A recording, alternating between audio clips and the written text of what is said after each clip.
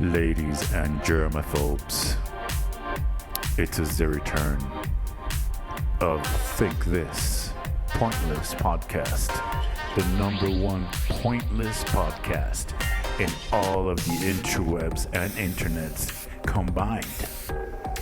Today, we discuss the tragedy that is Scott Ian Fleming, or is it Rosenbaum or something? Rosenberg. I think it's Rosenberg. Scott Ian Rosenberg. Sure, he's a driving force, one of the founding members. Very passionate man, a Kiss man. I believe he has Gene Simmons tattooed on his knee. Scott Ian has been someone that's displayed his inability to stretch his God-given talents as a rhythm player for a thrash metal band. 5 consecutive amazing, just masterful, classic thrash metal albums. He actually thought that he could join like the grunge groove movement that was happening. The tides were changing in the record industry, and the powers that be decided that enough was enough with this whole metal thing, the way it's had been for the last couple of years, very successful. But they've decided that they needed to switch tables, bring in new talent, and make new money, fresh new money. Because isn't that what the record industry is all about? It's all about the money. Greedy, soulless pariahs. And yes, you know exactly where the majority of these people that are so wildly successful come from and what ideology they have. But I regress. Scott Ian thought he could be a groove grunger out of the blue. Just Metallica did it. They got the monies. Let's do it.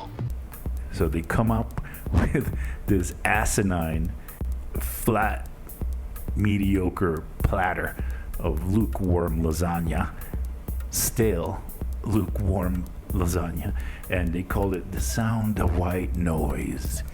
Isn't that special? Only really sounded like kind of like post-hardcore maybe, because it's so bland and it's so boring, it's so mediocre, and even the vocal melodies just irritate me for some reason. It just sounds so like forced and just not natural. It's just not Anthrax. It's not who they are, who they grew up to be, who they progressed into. So they garnered new fans because if you market anything, you put money into the MTV channels, you are going to get a result. And slowly but surely, Anthrax started to fade into dark alleys of forgotten lands.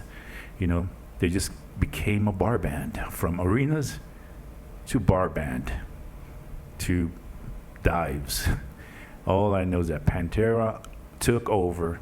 Sepultura was still going strong, even though they just flaked with new metal, and they wanted to become Korn. All of a sudden, go figure, they fucked up there too, but that's another case. Of the big 4, I think Anthrax had the better consistency when they came back. Again, not fantastic, but I accepted them. I accepted those records, although I only bought one of them. The other one I just put it on YouTube if I ever want to hear it again, which, you know, is just rare, because if it's not fantastic, I'm not going to revisit it too many times. Scott Ian does it again. He jumps on the current bandwagon trend hopping shit. And what is the trend of the day, du jour? It is black metal.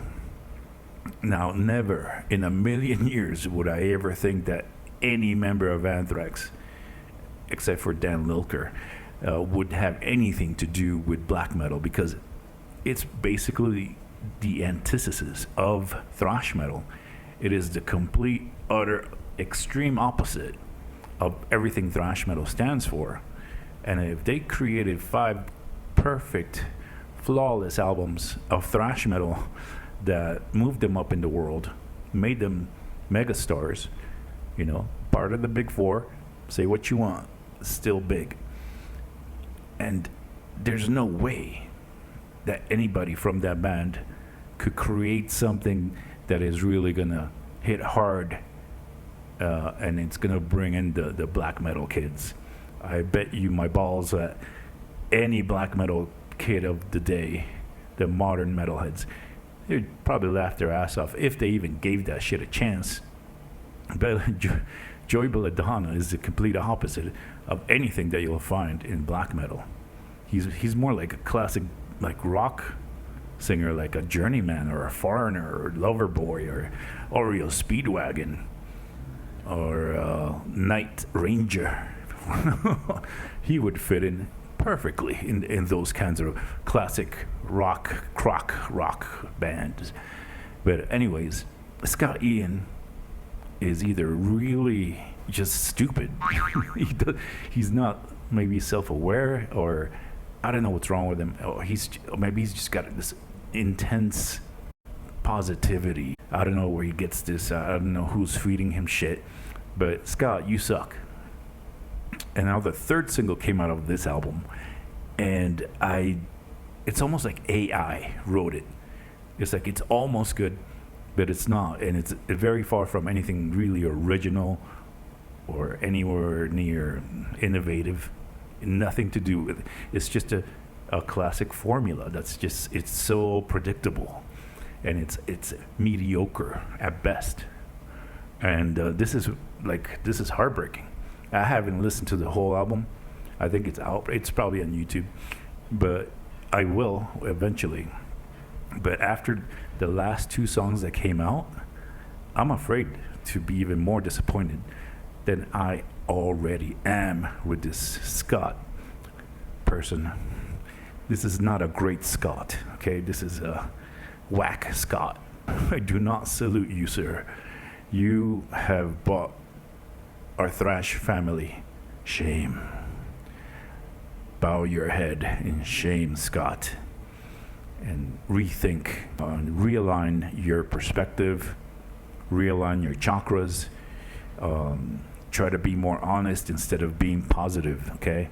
If you need me, if you need to consult with a proper vision or a proper fresh perspective, contact me, okay?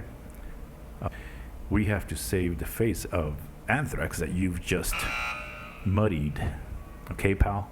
All right, try to do better, all right? Till next time.